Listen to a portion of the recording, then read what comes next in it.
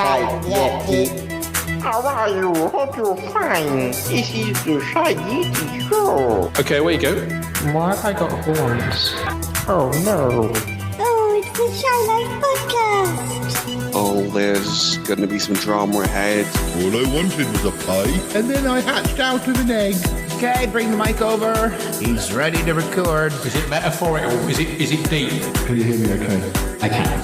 Good boy. He's not all that shy is right. Such a wimp. Blimey, Governor. It's the Shy Life Podcast. Oh my goodness. Hello, Quack, quack, quack.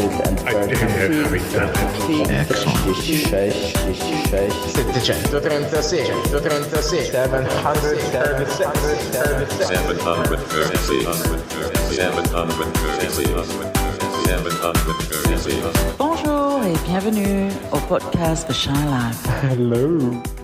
Hello and welcome to yet another episode of the Shy Life Podcast with me, Paul the Shy Yeti. How are you doing? I'm all right. So what's this episode going to be about? Well, I've got a guest with me, and I'm going to keep it secret. And let's run the theme music, and when we come back, we'll introduce the guest, and let's get all random, perhaps. Hey, might be a good idea. Okay, so run that theme music. Darling, it's the Shy Life Podcast. My favorite person is here. Keep it rolling, keep it rolling. Yes, but it's positive thinking. The High Life, the Shy Life. I'll go anywhere for a potato. Delicious. Hello, campers. How are you? Go Shy Yeti. Oh, I hope he hasn't found out my secret. I think he has. I love the Yeti test. It's my favorite thing. If you thought that was bad, just listen to this. Yeah, I'm strangely drawn to Yeti Uncle John's ankles as well. I could eat more body weight in crisps. Has anyone seen my hot sausage? It's all gooey and meaty and yum, yum, yum, yum, yum.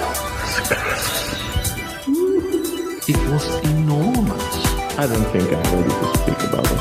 Here comes the grizzly. It's the Shy Life Podcast. I can't wait for it to begin. It's not, I'm just being an alien. I like that. Hi there. Marvelous, Paul. I was sitting back, no nothing about anything. So, listeners, yes, we're here. I think you may have guessed what sort of episode we're doing. We're planning on doing a random word episode, but we may also do some would you rather type questions. And I'm going to read one or two poems, I think, possibly. Yes. Who is my guest? It's Nick. Hey, Ike, you didn't see that one. No. Well, you never know. So much going on in this show. You never know who's going to show up. It's like the Mission Impossible of podcasts. Hopefully not Mission Impossible 2. Well, you're the Barbara Bain of the show. Oh, thank you. But anyway, I think we should be quite quiet. Yeti Uncle John is off somewhere with Cromitty, so I don't know what they're up to. But hopefully, if we hear from them, it'll be at the end of the show. I don't think we're going to get interrupted, so don't worry about Yeti Uncle John trying to sell you something in the middle of the episode. But unless it's like an ice cream, then you might want to say yes. But anyway, sorry, Nick, I'm just going to have to go and answer this. Yeah. Hello? Who's out there? It is I. Oh, Hubert, come in. What's wrong? Well, thank you. Presuming there's something wrong is an odd way of greeting me. Oh, but, no, I mean... hello, how are you? I'm fine. I'm sorry, I should have said hello. How are you? I'm fine. Yes, we're actually Nick. My friend Nick's here. I don't think Nick. This is Hubert. Oh, hello. Hello. Well, I hope I'm not interrupting something, but I can't imagine anything that you do is very important. So, I came over to borrow something, actually. Oh well. I mean, we were just about to record a podcast.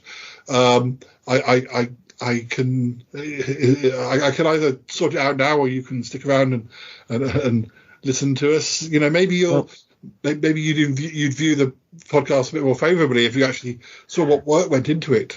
Possibly, but I'm really not quite that interested. It is, however, your microphone that you have there that I wish to borrow. as I want to try my reciting my memoirs and recording it for a later transcription. And so if you just hurry along, if you just hurry along with your little podcast, perhaps your microphone will be free for me doing much more important things. Yeah, I mean, I don't have a spare, so yes, in that case, you will have to wait. We won't be too long, I suppose. I do hope not. Yeah, well, I mean, we're all clustered around the podcast. You're welcome to join in and make comment. Very well. I shall join in, perhaps, but I absolutely will not cluster. Sorry. Oh, sure, yes. Well, I've got a pot of coffee there, so help yourself. I prefer to be served. Oh, okay. Well, yeah. I'll ask Dealey if he can do it. So we're going to be talking today about random words. What we do is we get the computer to decide a random word, and then we kind of talk about any anecdotes that may sort of trigger. We also do a would you rather type question, like would you rather sit and listen to us podcasting, or would you rather not, type thing, and you talk about that. I'm also going to read some poems. Perhaps you'll enjoy hearing those. I'm sorry, did you say something? Oh, yes, all of that. Yes. Yeah, so we'll just chip in when you like. Nick will be speaking and I'll be speaking, so I don't feel you have to, but I'm sure the listeners would love to hear. But before we start, is everything, because Nick, I just wanted to explain to Nick about Hubert. Hubert helped us with when Damius Twinklehorn went missing, and he turned up over in Pickle Hollow. There was still 6 months of his life we didn't know where he'd been. It turned out he'd been working at the bar that Hubert used to run, but it was all linked in with the controller and stuff, and in the end Hubert had to go on the run, and the controller's still knocking around. Well, we're keeping our heads down. He's not bothering us at the moment, but who knows. Anyway. Well, fine, Paul. Why don't you tell everyone my business? Well, Nick knows about the controller. You see, I spent hundreds of episodes of Sutton Park having the plot explained to me. Yeah, I mean, this was a different a controller back in the day. Still the same post, but a different more rubbery. Yeah, well, anyway, Hubert's living in the area at the moment, and he and Yeti Uncle John are kind of flatmates, except you have my sympathy. Well, quite right. Yes, that's what. It's an ordeal, I'll tell you. Yeah.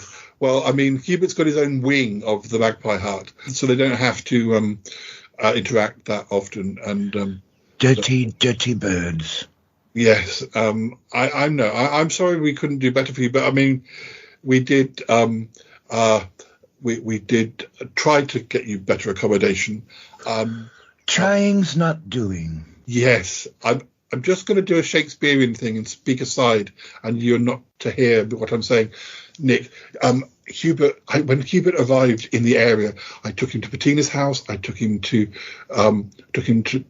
Lula's house, and you could see he's quite blunt. He was blunt to the point that the people wouldn't help him. Mm-hmm. So Yeti Uncle John's Magpie Hut was literally the only place we had open. We didn't have any space here, but Yeti Uncle John, being Yeti Uncle John, was kind of immune to any insults that Hubert passed his way.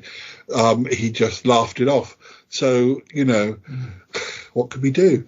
So Yeti Uncle John, is Yeti Uncle John, and Hubert's Hubert. But anyway, he won't have heard any of this because we were being all Shakespearean. Hubert, sorry, I was just... No, it's quite all right. Yeah. I didn't hear anything. Let's get on with this. So I think we'll start with a random word. So, as I say, please feel that you can join in. We usually take turns. Now, what I usually do is I perhaps choose 2 or 3 words. So you can pick one of them. You can pick more of them if you like. We never know quite what's going to come up or quite what. It's a bit like with the psychiatrist's chair, you say, word association. What does this word? What does it bring up with you? Yeah. Something you could use a lot of, Paul. A psychiatrist type. Sorry, but thank you. It has been suggested before now. Okay. We have the word even. We have the word dragon. We have the word inbox. Who would like to go first? Well, I think I'll allow Nick to go first. All right. Well, dragon springs to mind. Yes. Recently, they had a thing on Facebook about a series called You and Me, which is a kids' show, which had Duncan the Dragon, which was like a puppet, sort of prototype Sutton Park, and also St George's Day, the St George and the Dragon, the pantomime written that's going on. Although it's a sort of St George's pantomime now rather than the Christmas one. So Dragon stands out. They're good. They're good monsters. And Dragon's Domain, Space 1999. The Dragon in Dragonfire by the Doctor Who story. Yeah. Although that was a robot dragon. But for St George's Day, there's this kind of robot dragon, a real robot dragon, with that's made out of a hedge. It's like carved out of some sort of foliage that they used to have regularly in the streets of Salisbury, and they used to talk to some. Oh no, there was a hedge one, and there was a robotic one. I remember the hedge one. They used to come and just glide around and talk to people. But yeah, I've forgotten. I don't know if they still have him. What about you, Hubert? Well, these fantasy dragon worlds are for children, so perhaps I'm curious about even. Yes.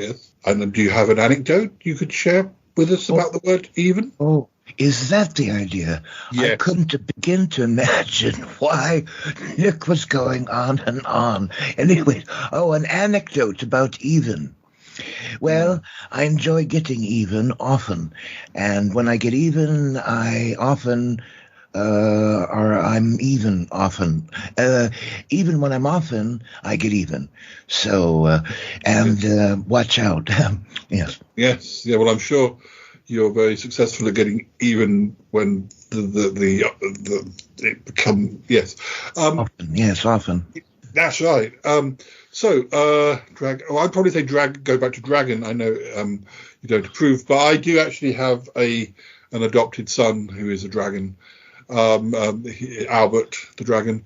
He's often on the show. Well, occasionally on the show.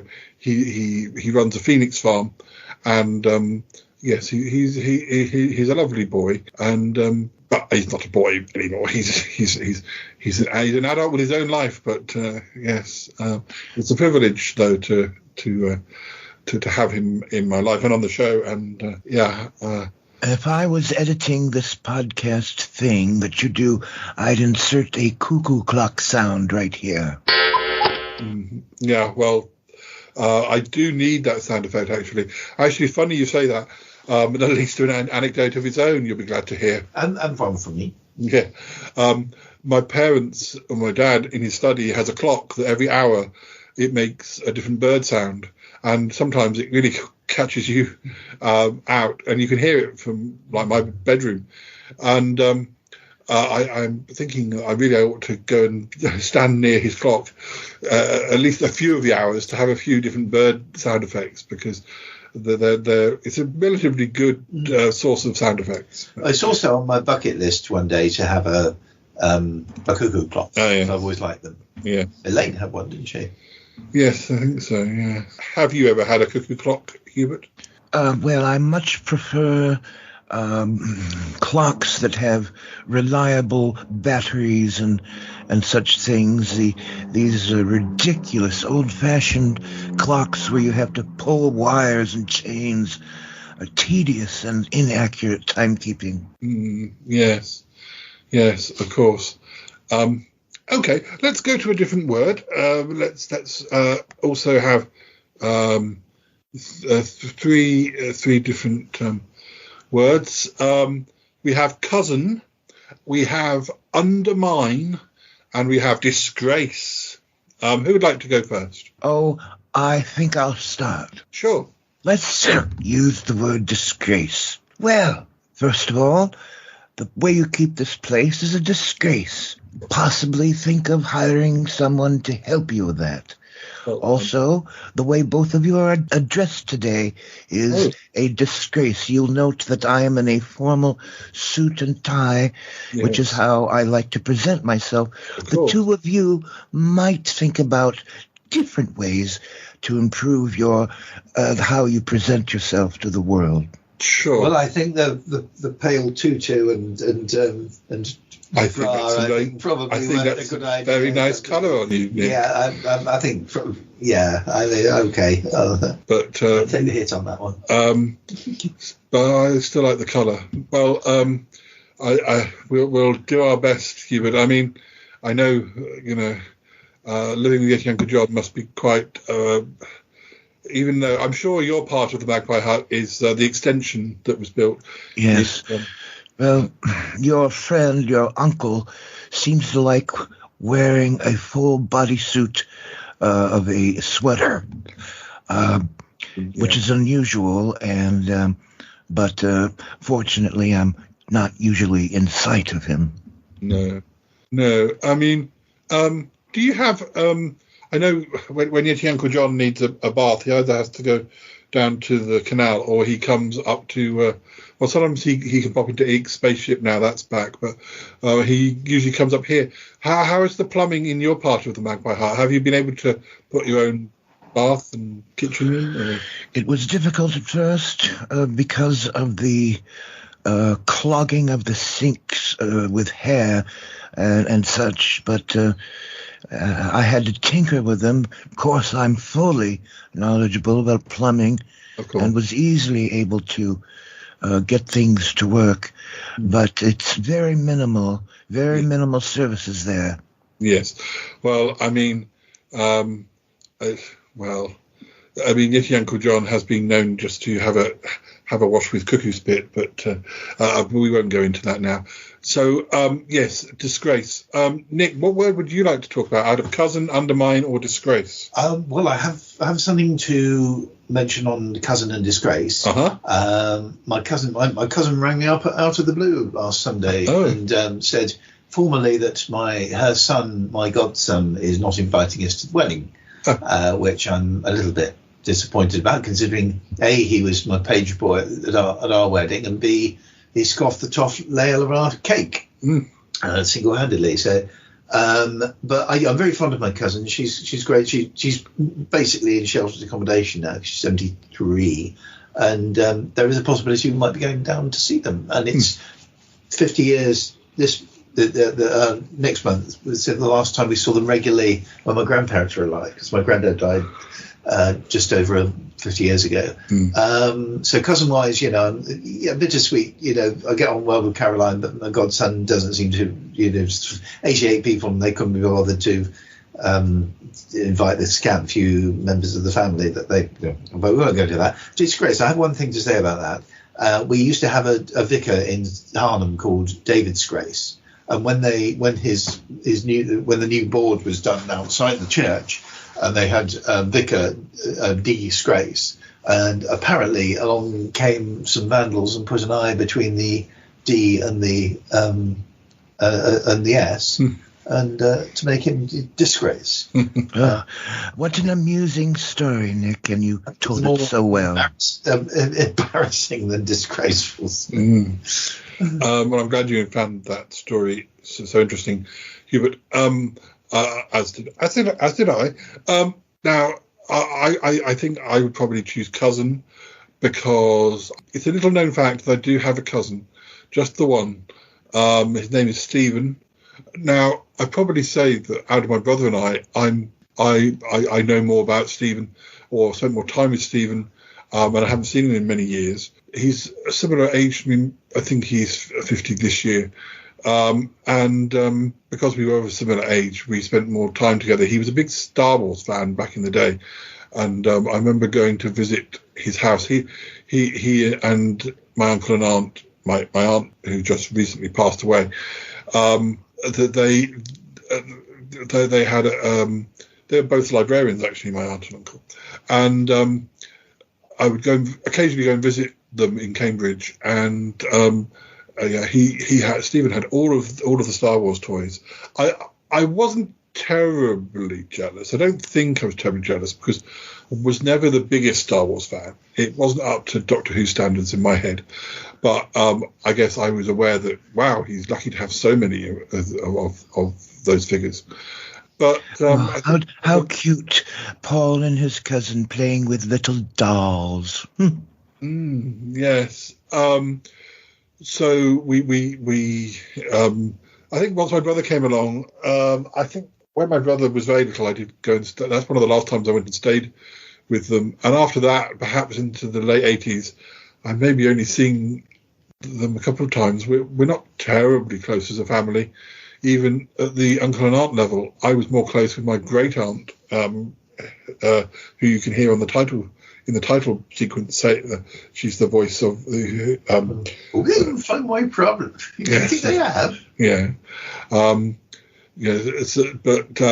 mean, Auntie Jessie was on Sutton Park, and Nick met her on a number of occasions. Yeah, you're from the minstrel. Yes. But yeah, that's my cousin story. But, well, I have many cousins, but I've estranged myself from my entire family, as they are not worth my time. Well, I guess as long as it was a decision you made, then that's the main thing. But anyway, let's just do perhaps one more word, and then we'll move on to maybe some poetry before we do the random questions. If we must. I just want to keep an eye on the time, so make sure that that would be good, because as soon as you're done, I need that microphone. Yes. Please, yes, please. Of course. Cromitty will be. I'm sorry not to have seen you. He's always speaking highly of your. Oh darn! Have I missed Cromitty? Oh shucks! I'll have to come by later. He's out with Yeti Uncle John today. I think they're. I thought they'd been out for years. Well, I think they're at a flea market buying fleas as usual. That's a joke. Did you get that? Amusing. Yeah. So yes, let's get back to the last words. Okay. The clock is ticking, Paul. The clock is ticking. Yes. Of course, yes. We've got joystick, dry, and deck. Who would like to start? Nicholas, I believe it's your turn. I used to think a joystick was a sex toy. In some countries, it probably is. I wonder what it was. I didn't realise it was a controller. You can tell I didn't play any computer games in my youth because. Also, everybody who had computer games never gave me a go on them. So therefore, I think my godson, who I've just slagged off in the last section, it was the only person ever to have given me a go on a computer game. So no one, I never got into it. We did have a computer. We had a BBC. We had a BBC B computer, which was probably the least trendy. I think it was supposed to be one of the more educational, although goodness knows where the education came in. I just played games on it. I mean, we had a BBC computer at school, and they said we're going down to see the BBC, and I straightened my tie and was fully expecting to be on TV. Yeah, all my friends had the trendy computers like the Commodore or the Spectrum or whatever. I was probably one of the first generation of people to, and you were probably even on the edges of that, and depending what your interests were. And if you didn't have friends who had them, you didn't get. I often went round to friends' houses and they'd sit there playing it and never offer me to play. So yeah, it's a mean lot that we grew up with, wasn't it? I was also often got to the point in the game where you kind of you just couldn't go any further. The excuse I make of not playing computer games is that I got the Sonic the Hedgehog killed on the first level. I've never been able to live with the remotes. Yeah, and, I've still visited his grave and wear an armband. I have had different times when I've been dating people where they've had computer games and they've kind of encouraged me, but then I found that I could get a bit addicted to them. And by the time I was playing those games, you could look for cheats online that would help you get a few bits where you got stuck.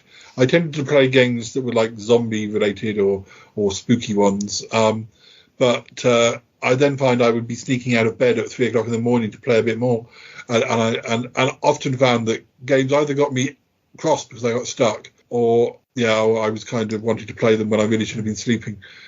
They just never took off with me. Of course, I now play a lot of Fortnite, which is perfect for me because they're little games that are 20 minutes long, and the game constantly changes. It's free. You get to talk to your friends whilst you're playing, and you could just play 20 minutes. That's it.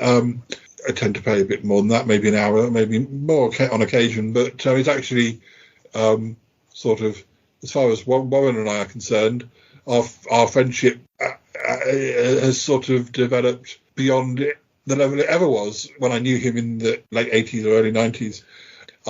Our friendship has sort of led to the podcasting, and it's very odd considering that we used to know each other in person, but we've actually got far closer as friends from playing a computer game.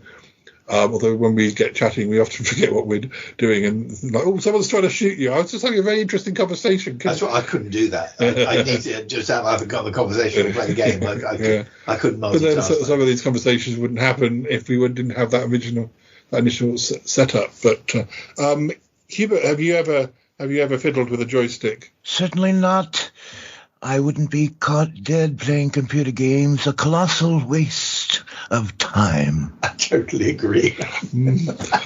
See, you and Nick have quite a lot in common. Well, at least you can be a little bit sensible, Nicholas.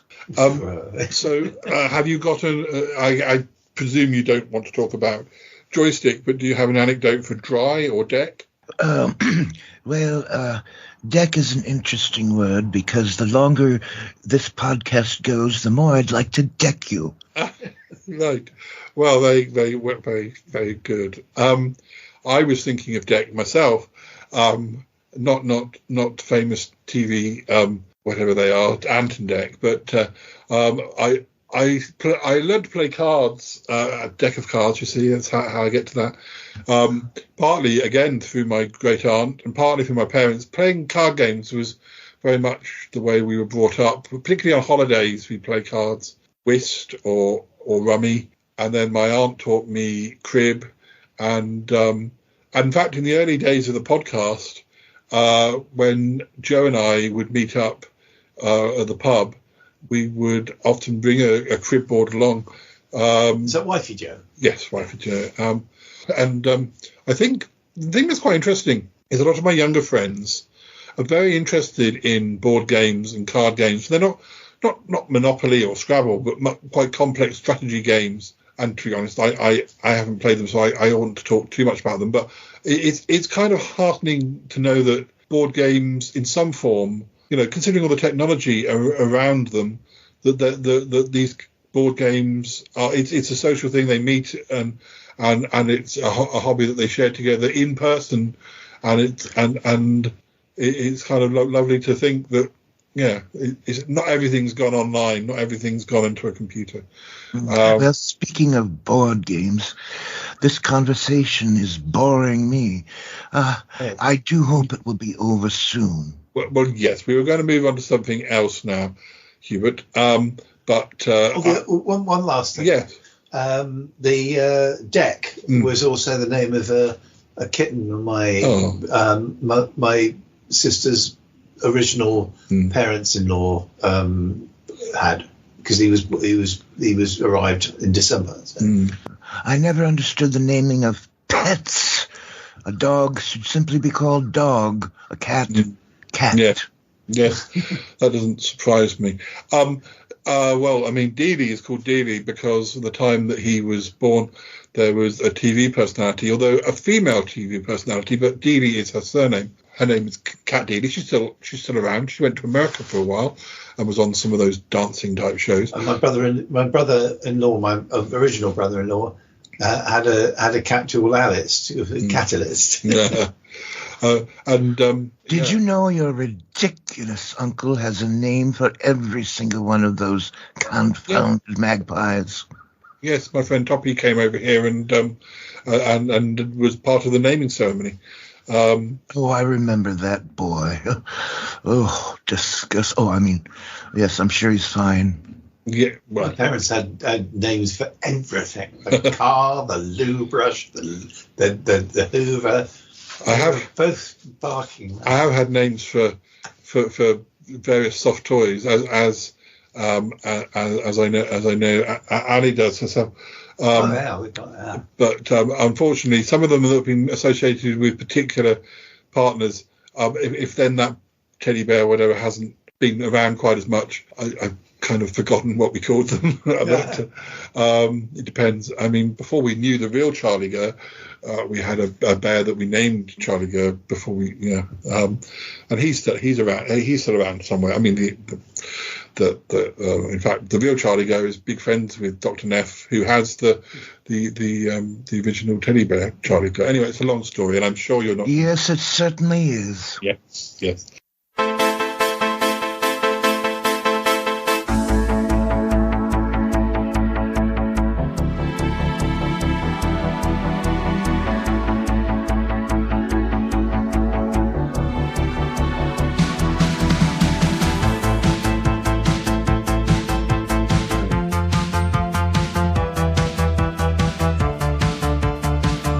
Listeners, now we'll pause for some extra material, returning to see what's going on in Sutton Park in the summer of 1998. This follows on from what we shared a couple of episodes ago. Please enjoy! As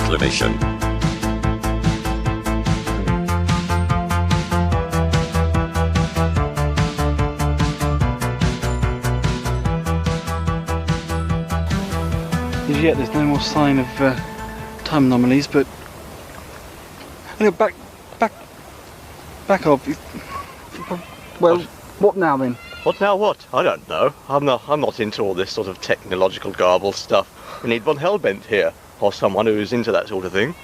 Basil, I suppose. He's good at that sort of stuff, isn't he? Yes, that's one of the reasons why he was called into the series, wasn't it? A temporal anomaly or other. Well, yes, but I don't know. Who else is there? That's what I'm saying. I mean, Andrew Trowbridge, he'd help, wouldn't he? I don't know. He seems to be having a relationship with Basil's daughter or something. And does Basil know? I don't know if he knows. I don't know. Does he approve? I don't know. Does Lisa have 9 heads? Those aren't Saturnite balls, are they? Of course, that's how it works, you fool. From what I've heard, anyway. Horner knows all about these sort of things. Maybe he can help. I don't know where he is. Oh. I don't know where any... You rather caught me short, you know. Well, the mummy is temporally illiterate, like I am, so he won't be able to help us there. I was just wondering... It reminds me, though... Have you had any other effects of those balls since we got a phone at them? You know, since Basil threw those Saturnite things or whatever. I'm feeling a lot better now. Yeah. Which is odd, since I've always felt worse, if you see what I mean. Yes, I've felt a bit fuzzy, but I've been to the wedge. What's going on? What? Look, the ruins there. They're sort of those holes. What? Ruin? Back. What? What's these? I see what you mean. Oh. Were they there before, these holes? No. Can't you feel it? Maybe it's because I'm undead or something. It's like physical time exuding from the holes. This is where the Victorianness is coming from. But we have to seal the holes. It must have ruptured the holes when I set it off. Do you understand? Yes. We have to seal the holes up. We haven't got any cement. Well, what if you didn't do it and Basil did or something? No, it's definitely the machine. Well, put it this way, it was there originally and the machine was the catalyst. Basil might be helping. I seem to be understanding things too much. I've been hanging around the laboratory too long. You know what I'm saying, though? I mean, now we've caused this thing, you've caused this thing, we don't know who might turn up. I know. Basil might turn up. Katrina Hortensia was alive back in the Victorian times. She might turn up. Great. I know. The old vaudeville days, you see. So where now? Where now? I don't know. I mean, well, let's go up to the museum. If there's any more instances. Maybe there's some something hanging around up there. Wait a minute. What if the actual Crystal Palace itself has returned? There'd be a great glass dome hanging over us. We better go and find this out. Oh my God.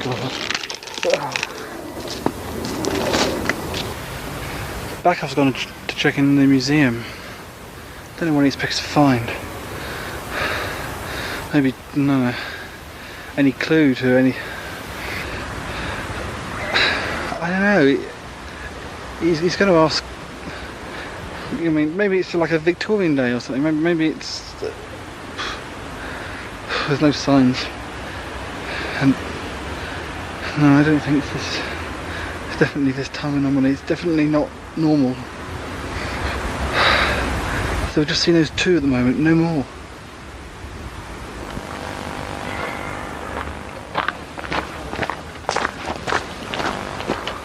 Well, I wonder what's going on.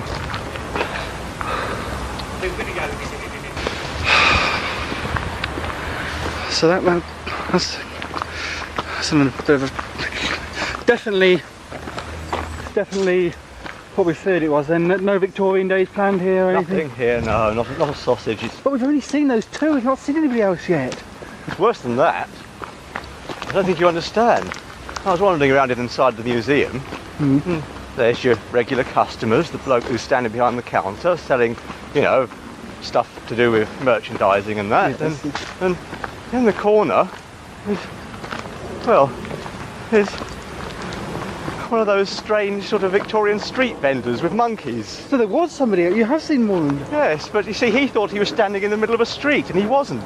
You know, and what did the other people around you think? They walked through him like a ghost, but he was solid at the same time. Just a minute, I've suddenly realised what we thought everyone else could see those Victorian women. But maybe they couldn't. No. Maybe it's just us can see them. I'm not so sure. I think they can sometimes. That's the point. It's unstable. Well, that's even worse. Unstable. Come on, we've got to. The monkey could see me. That is different because the ladies couldn't see us. Well, this is it. You see, it's very unstable. Oh, maybe that's it. When we see them, they don't see us, and vice versa. That is very peculiar. But you were very subtle. You didn't sort of alert the fact that you didn't sort of say. Well, no, I just went up to the man behind the counter and said, "Can you see a man over there with a monkey and one of those organ barrel things?" And he said, "Get out." Dear. Come on, let's go and see. There may be more. Oh, God.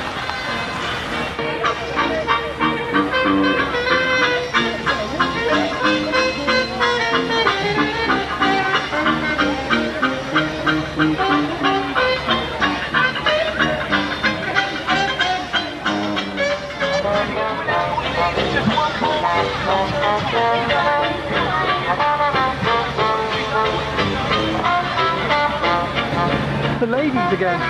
It's too late. It's merging together. Yes. It's becoming as one, the two times. All the time wins. It's becoming as one.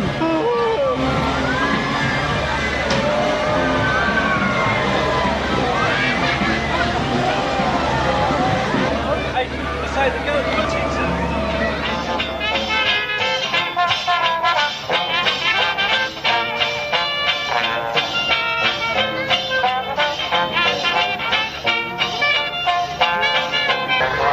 Extraordinary. It's like it's part of a fair. Oh my God. The time trap says that they are the real people. I recognise her. She's a royal. Look, over there. Queen Victoria. Ladies and gentlemen, here she is, Queen Victoria.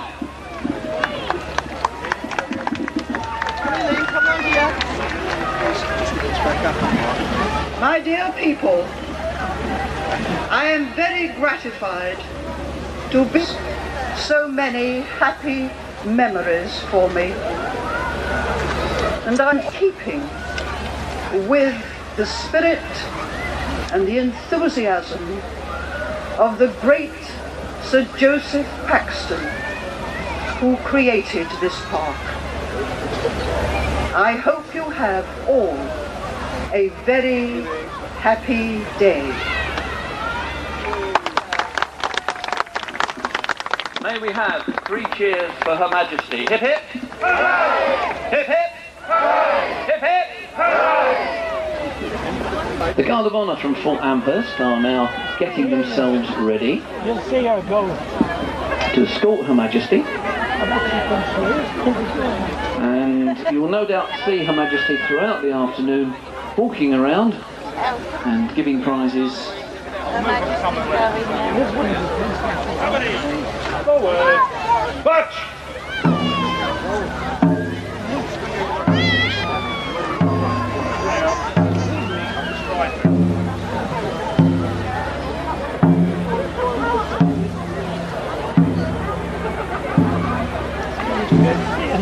And one last hand as they leave, ladies and gentlemen, for our wonderful array of costumes. Her Majesty Queen Victoria, escorted by Fort Amherst, and her large entourage, who are now going to have a wonderful cup of tea. Perhaps Ceylon tea, I don't know. Oh dear. Temporally speaking, as I was saying, you don't get much more anomalous than this, do you? What were you saying? Come over here, come on. Oh, come on.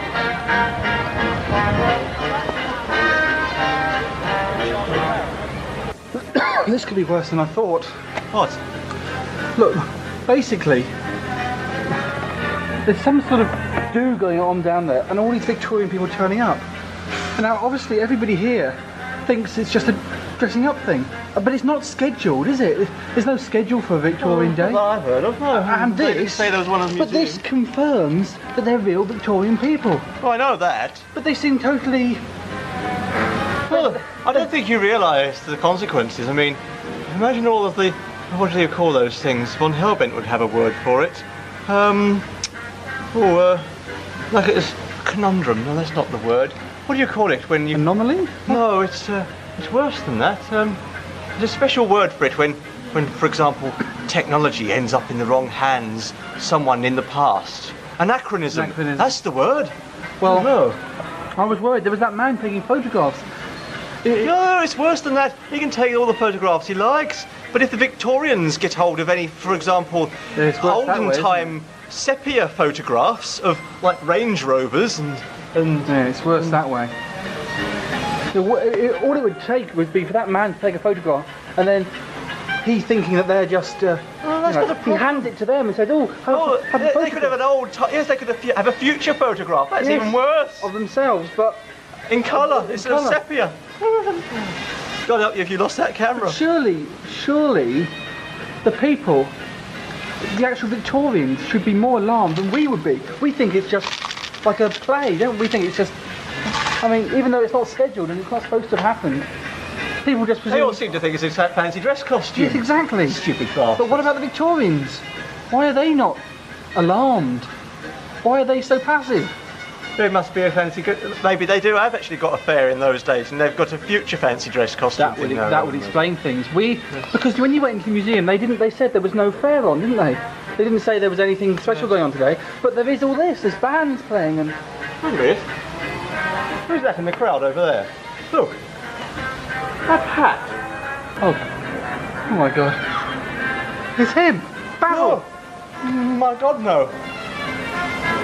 He's gone into the crowds. We've never. He's already had his appearance. Oh no, where are we now? 2002. I see. Yes, I suppose. 2002. He must have sensed, like he said, like I warned you about. He sensed there was something going on. I'm buggering off. I've decided to go and enjoy myself. Back on? Yes. You've caused this. I've got to reverse this. I'm going back to the maze to pick up my horse costume. Back off. Come back. Back off. Back off. The calling sounds official, doesn't it? Oh, really? Charles breaks. Go on, get over the refreshments. Thank you very much. 1 o'clock. If you can watch much, you can come and watch the paper or Bastards, they've shacked me up to a wagon. Throughout the afternoon, so if you miss them this time, you can see them the next time, or you can see them now. I don't know where Bakov's gone. Sooner do I arrive in some problem Regis had when he decides to go off chickens out. What's more, Basil's here. Although he seems to be being very secretive. Not yet introduced his presence. Oi, come back. Hello, it's Paul. Sir. I'd have sworn that was Phil Anderson. Don't know, I never could. You know how like you sometimes catch people in the crowd and you think you see them. Hello, Paul. Nice to see you, Paul. It was it? Yes, it is me. I'm talking in a monotone, as you can tell.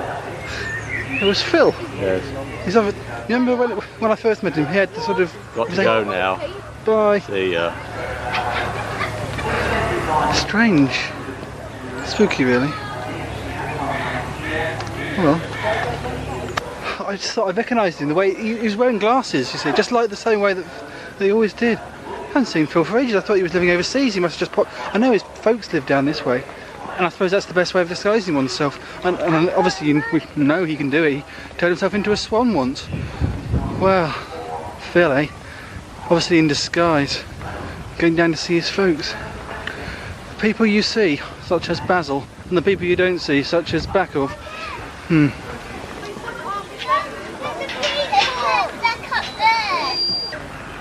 Wow.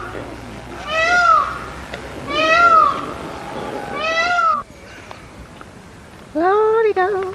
Well, if Bakov can do it, so can I. I don't know what to do now, that's it, that's the thing. I mean, what now? I even got the device anymore, I can't, I'm not even sure if I got the device. Just a minute. Basil! Basil!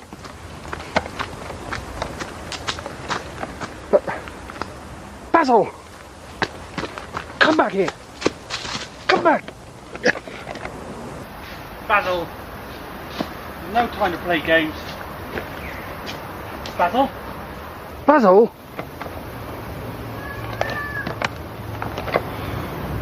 It's as if he doesn't recognise me. Basil? Basil, don't you recognise me? Hi viewers. I don't quite know how to explain this, although I suppose it's not so difficult. I said I didn't think Basil recognised me. It's because he didn't. Something to do with me meeting him here before he's met me in the past or something. He hasn't met me yet, even though I've met him. And he was worried about me creating a paradox and he told me to bugger off. Can't believe it. I mean, I've known Basil for, well, over a year now. And he didn't recognise me at all. Still, he will do. Sometime along the way. He's gone now. My blooming bag. He left me a bag. He left his hat. That's a paradox in itself. I better not take it with me then. I'll leave it on the oh. Fair enough. I better go and find Bakov. I think I know where he's going to be as well. See you in a minute. Meanwhile, elsewhere. Hello, Darwin. I've had a great time. I've disguised myself, genetically speaking, as a horse and a peacock. I'm feeling much better. I saw you. I saw it. Are you feeling Someone's better? left their old shoe down there. It's strange. Very odd. There's a carrier bag there with some gloves in. Oh, never mind. Never mind. It's not important, is it? No. Eh? No. Well, I'm quite happy in myself. Me too. So you know you're Darwin, and I know I'm Aristotle. So yes, at the moment, I tend to forget sometimes. I have had a few problems with commercial objects, you know, I keep turning into a bottle of Evian and things. Apart from that, I'm okay. I keep having to do voiceovers for adverts. Oh, blimey. Perhaps that's what we ought to go in for. You be the product, I'll be the voiceover. Anyway, what shall we do? Not sure.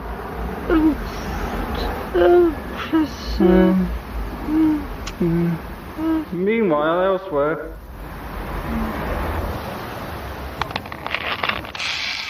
Oh, damn. What are you doing? I knew you'd be here. That's where we even met up in the first place. Well, we didn't meet here, you saw. We were walking originally. I know what you mean. You came back. Oh, look, there's that statue.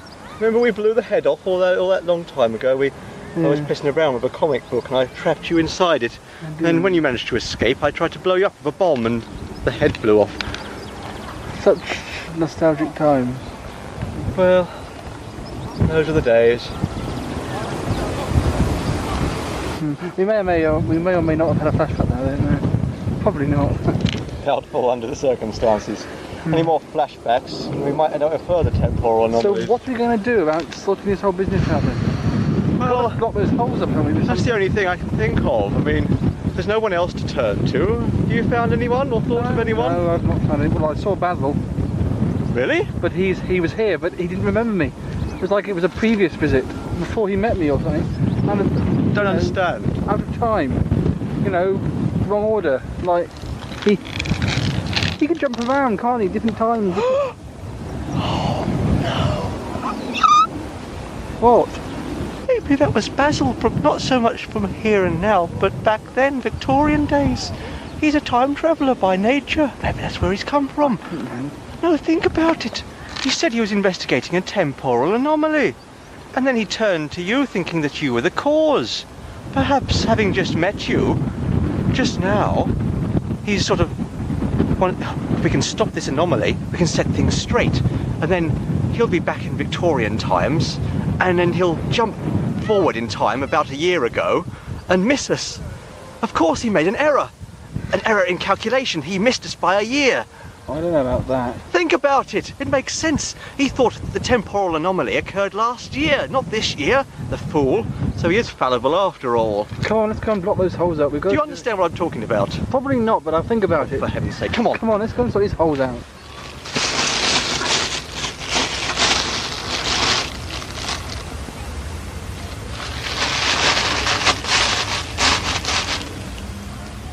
Well, we've begun filling up those holes. The holes that we found earlier. Filling it with old paper, carrier bags and things. It's the only thing we could think of. Hopefully it's going to seal out any anomalies. That's all we can do. Got quite a lot more work to do, so I'll see you later, alright? Finish off filling the holes. I'll see you back in working later. Bye. Just hope it works.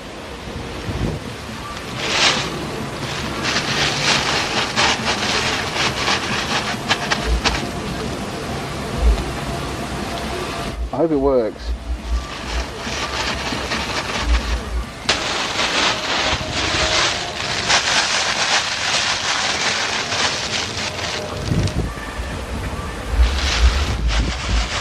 Don't worry, it will work.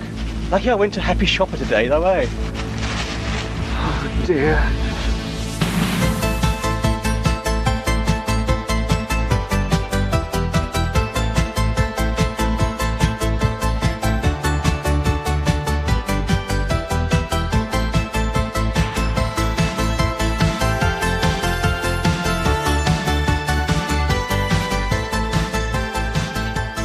Okay, well, I'm going to move on to some poems now.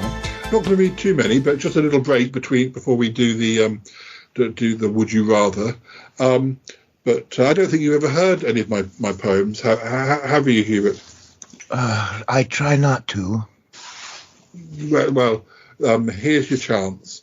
I think you'll like this one because the title is quite apt, I think. The title is called Crashing Balls. Oh, do continue. Crashing balls will fall the hardest the higher up they've gone. Victors mock the vanquished, depending just how well they've won. Vicious dogs will bark the fiercest if you show how much you're scared. Ex-lovers oft more spiteful when they know you really cared. Fake tears may flood a river when they're cried so strong, so hard. Pulp writers write a sequel, some believe they are the bard. Yes, poets, girls and dogs and stuff can drive you off your nut. Best pretend you cannot hear them and make sure your eyes are shut. Crashing boars should be avoided. Mustn't be allowed to pounce. When they fall, remove their trampolines, then that way they'll never bounce. Oh, how charming that you rhymed all those words. Thank you. Let me see what else I can read. Okay, I've got another poem. This one's called Not a Happy Bunny.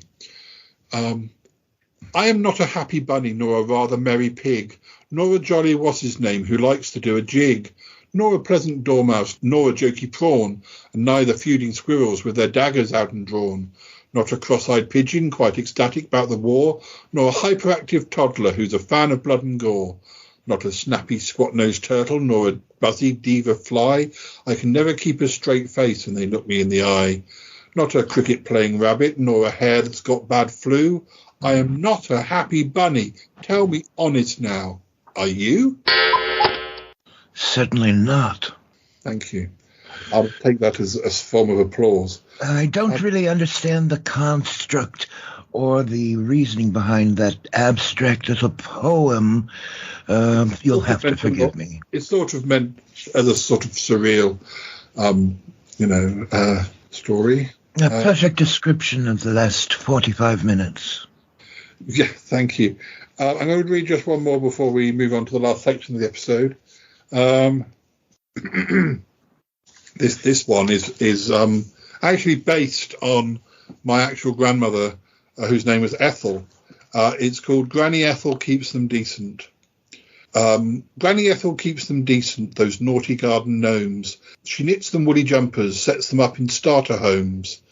They sit there simply fishing, yes, from dusk until the dawn. They have nowhere else to go, poor loves, they just look so forlorn. But they surely are more cheerful since Granny Ethel intervened. They throw the goldfish back now, always keep the pond side cleaned. Granny Ethel keeps them decent, any nudist tillyfolk who go there to a picnic and think nakedness a joke.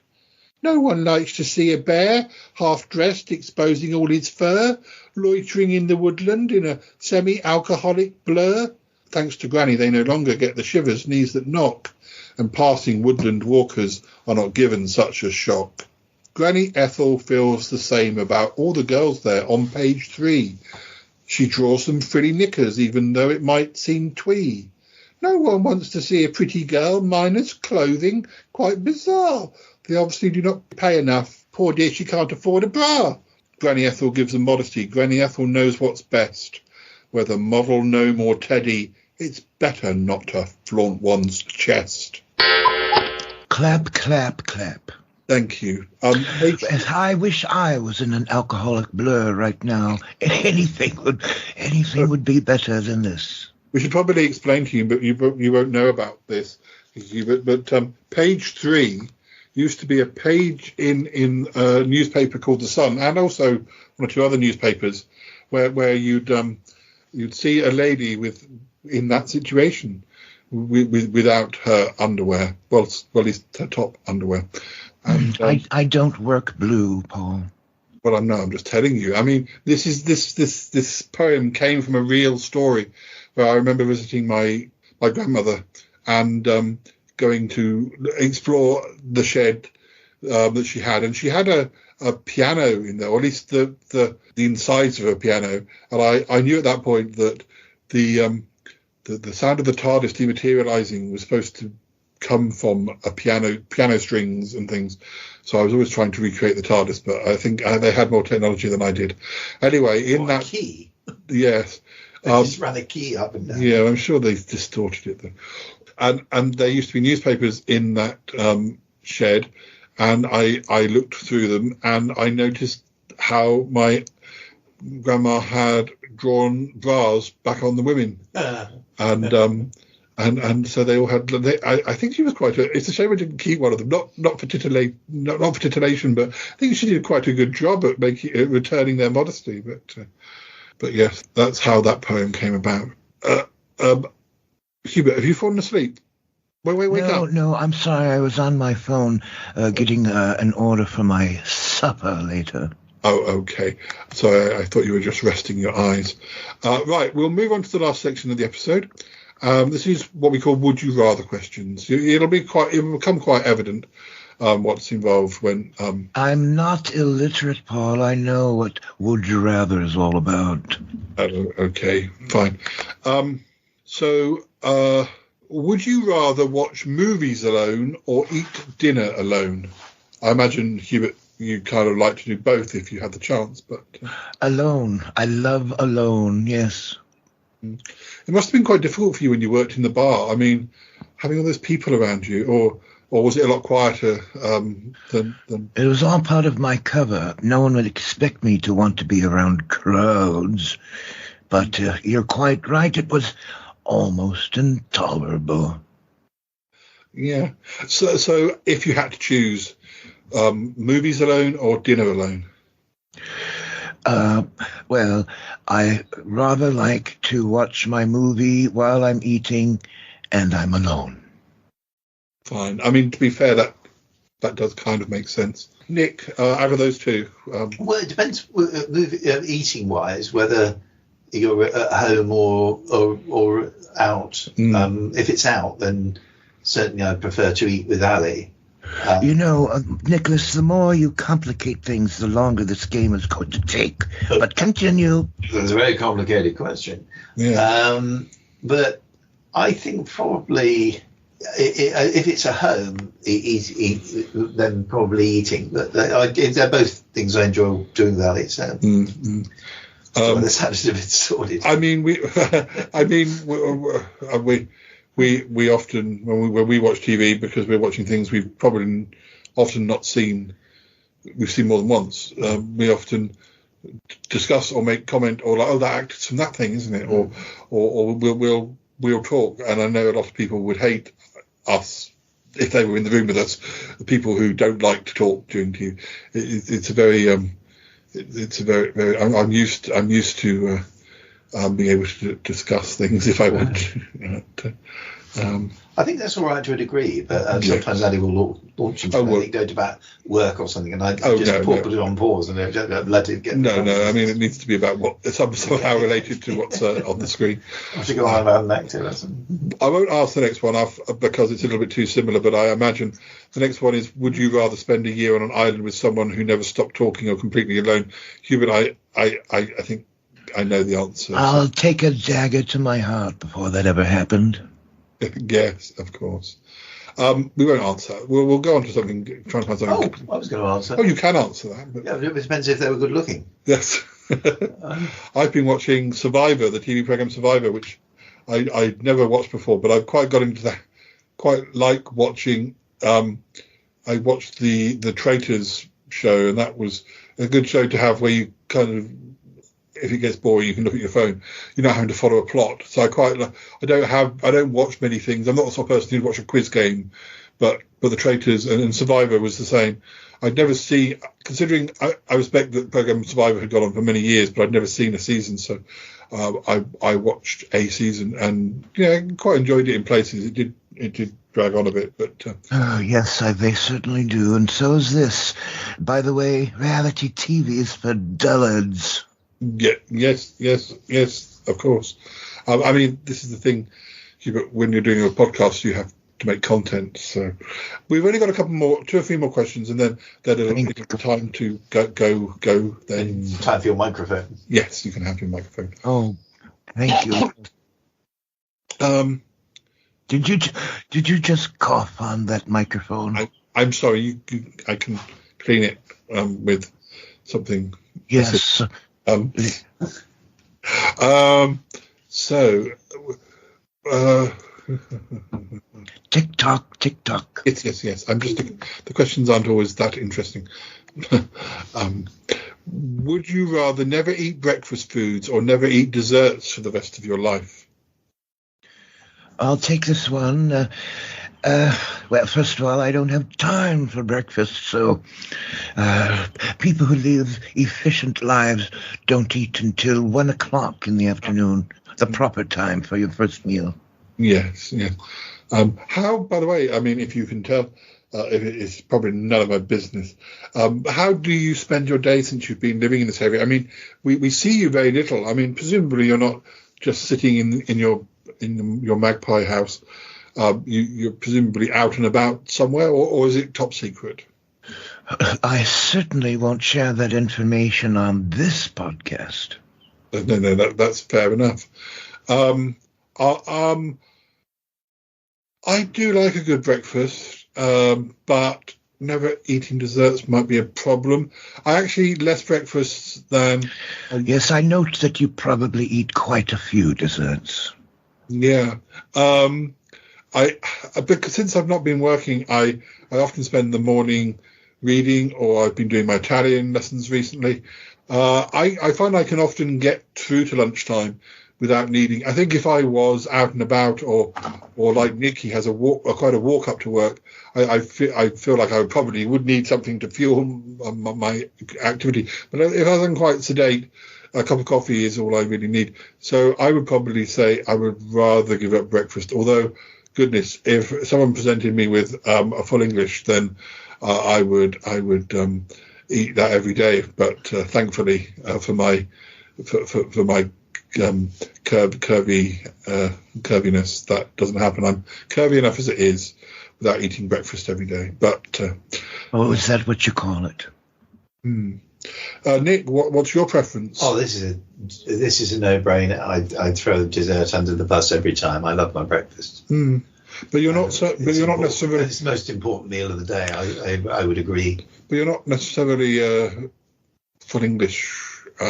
No. But we do sort of expand it out a bit on Sundays. Yes. And when I'm on holiday, I'm full English.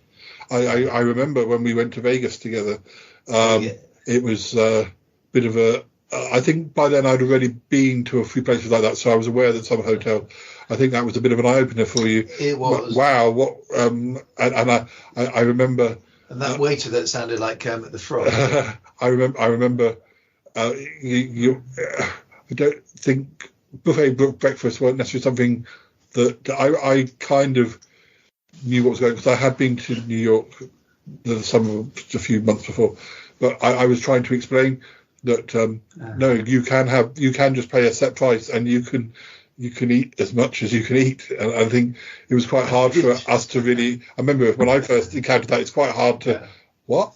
No, I always let the break off a bit when I'm on holiday or staying over somewhere. But toast and eggs and cereal and fruit juice. And I remember when I first used to go on holiday with Callum, I found that he was quite. When I first met him, he was relatively fussy about certain foods, and we'd go on holiday, and perhaps he'd have bacon or he'd have sausage, but he wouldn't like an egg or he wouldn't like this. And unfortunately, as time went on, things like Indian food or Chinese, he got into that. So, alas, going on holiday with him now, he'll just eat everything on the plate. I don't get me wrong, I'm not anti-desserts. It's just I could live without them. I mean, I have one on the Sunday, at the pub. Yes. And that's quite nice. Usually a sort of chocolate sundae. But that's sort of a once a week treat. Hubert, considering that you're not a fan of breakfast, if you were presented with a dessert or the option of a dessert, what would be your favourite? Oh, perhaps a slice of lemon meringue pie. A very small slice. Moderation in desserts is my motto. A fit and trim body is a fine thing to keep. Not that you would know anything about that, Paul. No. Well, back in the day when I was involved with Sutton Park, I was always running around since I'm not being chased by so many jelly monsters. Well, they're getting on a bit as well. Well, yes, I know, but there's still young ones. Dissolved by now. There's still young jelly monsters being born every other day, but they don't. Anyway, they don't bother me so much now. They're a little in awe of me. This will be the last question. You'll be glad to hear. Oh yes, yes, and then you can have the microphone. Thank you. Would you rather have a free day on Friday or Monday? Who wants to? I'll kick this one off. Yes, Friday. Longer weekend to look forward to, and also having the off Monday would. It was always our busiest day at work, so it would be a bloody nightmare if we didn't. I think a lot of people find that Mondays can be the busiest day, and it would be an absolute nightmare. So yeah, I think Friday, nice long weekend. I mean, Hubert, do you have an answer? I have no need for free time. I live a very efficient life, and I have multiple activities that I'm multitasking 7 days a week, 24/7. Of course. I mean, back in the day, I would probably have said Friday. These days, I get both off anyway. You find when you don't work that time passes even quicker. Well, it does as long as you're relatively busy people, or you have a lot of things to keep you busy, like podcast editing or reading or learning Italian. It's amazing how quickly the time. You'd think that it would go slow, but actually, it doesn't. I speak 6 languages fluently. I thought you might. Yes. Which ones? Oh, many. Okay. Anyway, well, I think that's about all for now. Oh, that's a shame. Yes, I thought you'd say that. Thank you, Nick, for don't mention it. And Hubert, thank you for joining in. I should think so. Yes. Okay.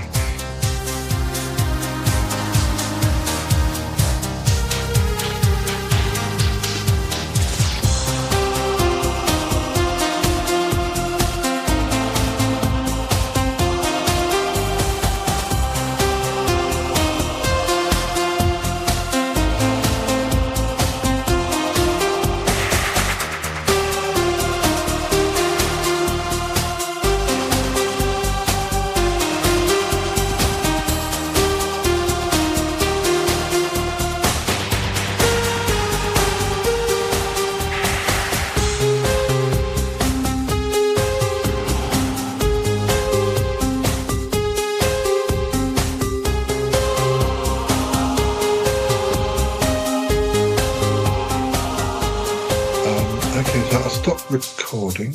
Well, thank you, Hubert. I'm sorry you had to wait such a long time for the the microphone, but I'm just going to have to unplug, and I'll swap over to my iPhone to record the rest of this episode. But all right, and please, antiseptic wipes. Yes. I think. I think Cromity's just coming back at the path. I'll go and sort out the microphone. Oh dear, I must leave at once. No. Well, I'll only be a few moments. Oh dear. Say hello. Oh, well, okay. Hello, Cromity. Oh my goodness, Hubert, what are you doing here? How are you? Oh, well, Nick, hello. Hello. Have you been recording, boys? We have. Hubert just popped in to borrow something. How did you get the fleas you were looking for? I wasn't looking for fleas. He's always teasing me about that. Because I know Yeti Uncle John had a coat infested with fleas, but that was different. But no, I've just picked up a few knickknacks, a few bits and pieces for the laboratory. Hubert, would you like to come and see the laboratory whilst you're here? Not particularly. Okay, well, that's fine. I will get downstairs. It's been lovely to see you again. Oh, it's such a shame that you must be off. Yes. Paul, he seems as rude as ever.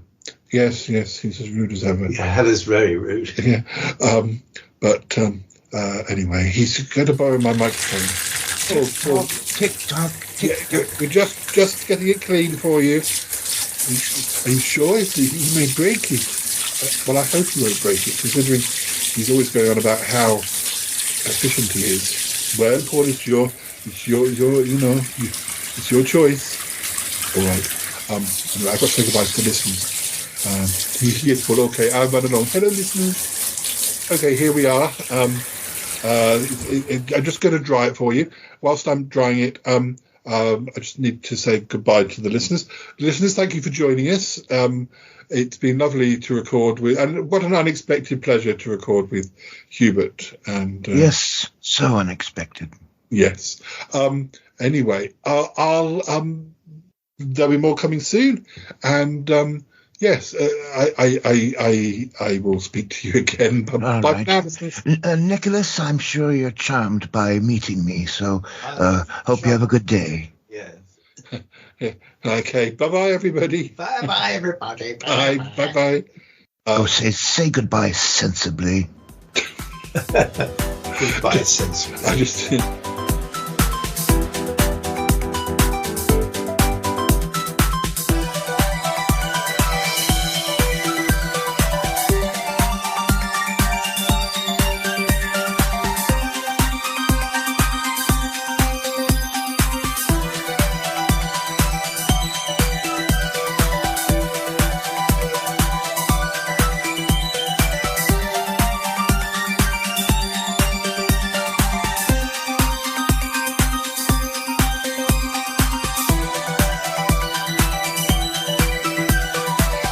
Okay, Hubert. Good Lord, I thought you'd ended this thing. I have, but we always sort of, this is after the episode, and I've dried, I've put it through the cleaner, and I've wrapped it up in the little box. Now you will be careful with it. It's my best microphone.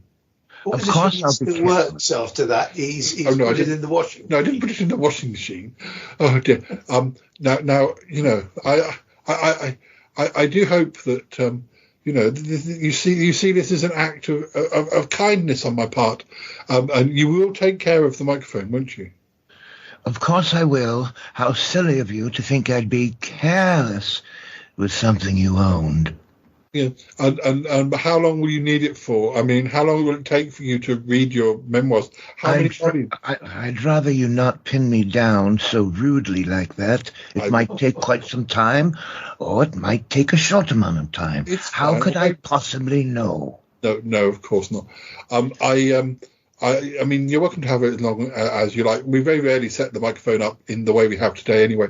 We tend to use like the iPhone or portable mic. So you're welcome to have it as long. It's not my only recording device. Oh, all right. Yes, I'll.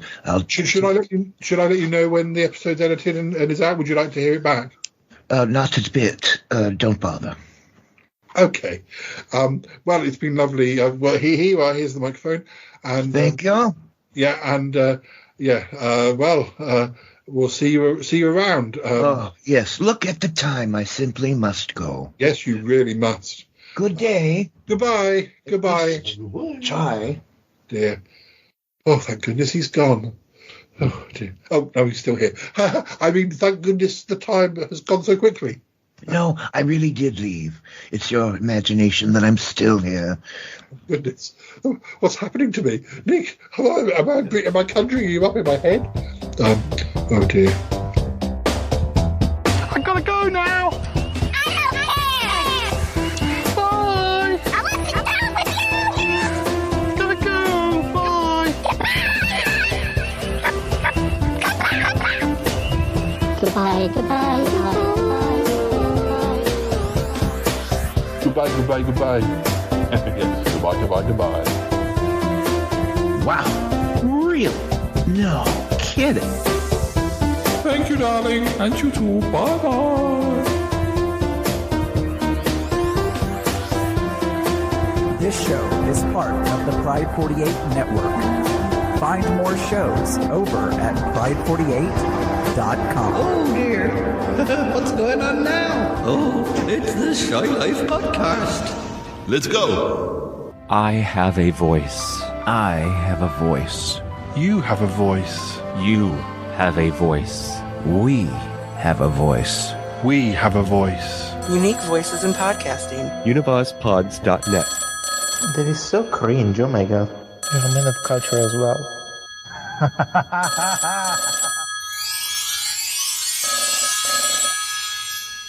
Hello?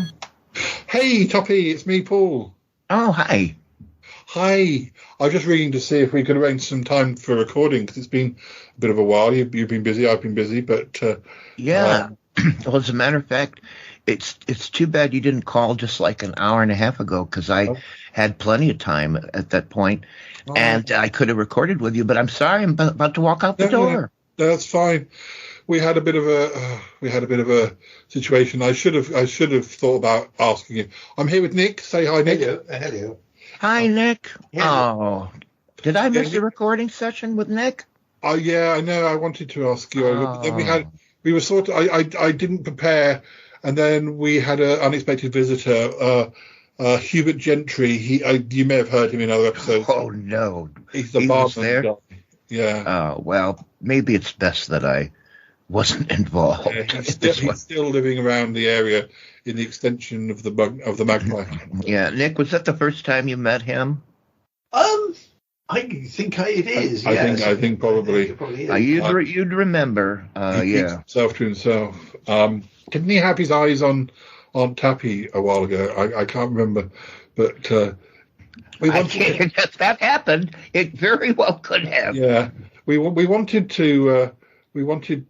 Or it may have been Charlotte. I can't remember. But anyway, he caused such trouble when we wanted to help him because he helped with the whole Damius August thing, and then as I was saying to Nick before, he was just rude to Bettina, rude to Tallulah, people who've got masses of space in big houses, and he kind of was rude to them, and they took against him, which is understandable. So, Yeti Uncle John didn't get that he was being insulted, so that's why we built the extension. I know Cromarty suggested that we kind of maybe tip it up a bit so that or put it on wheels, so perhaps it would roll down the hill towards the canal, but we haven't managed that yet. But well, listen, you just keep them over there on that side of the pond. Yeah, I mean, he came over to borrow a microphone, and then we were recording with it, so we had to sit there. So he took part.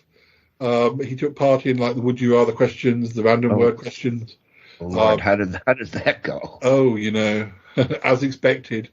Not a positive word. Wasn't a positive word, was there, Nick? It wasn't. Well, no, but I did agree with him about computer games. I read him some poems. Well, not him. I read poems, and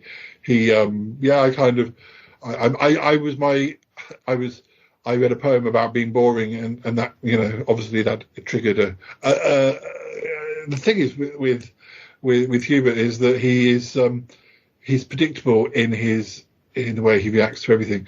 If he'd have heard it and gone, oh wow, that's wonderful, you'd be like, oh, what's wrong with Hubert? But, I'd drop dead if he said anything was wonderful. Yeah. But anyway, I just we'll sort out another day for recording. And I hope so. Yeah, another time. I hope I get my microphone back, although it's not my only microphone. Oh, you didn't get a written agreement. No, should have put it in writing. The thing is, no, wait a minute. You have a witness. Nick was there. Yes, yeah.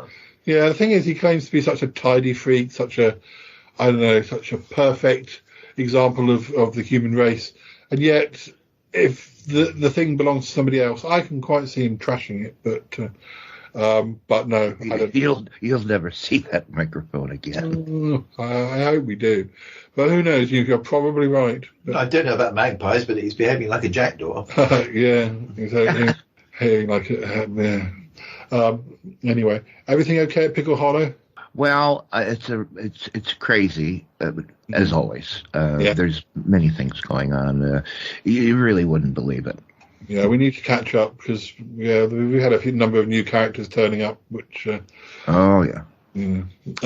Anyway, well, good to hear you. And send me some dates when you're free, and we'll sort something out. All right, sounds good. I'll talk to you later. Nick, good to hear your voice again. And yourself. Take care. Okay, bye. Bye-bye. Bye-bye. Bye.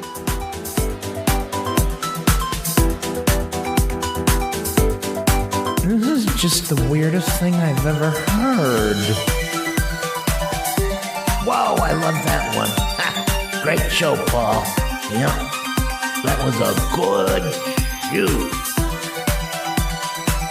Well, gotta tell you, I didn't expect that. What the hell just happened on this show? I mean, seriously, reverse it, because I lost. What's going on? What happened? Man, was that worth it or not? Oh my goodness, that was a darling little show. 736. 736.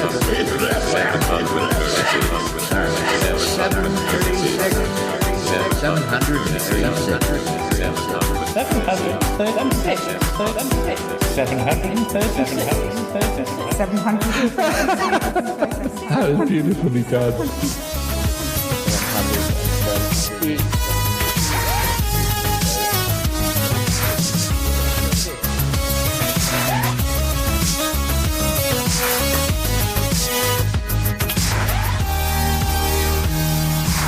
You can always call me.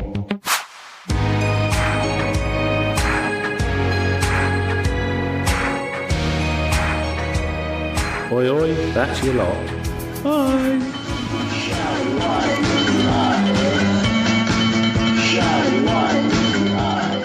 Et voilà.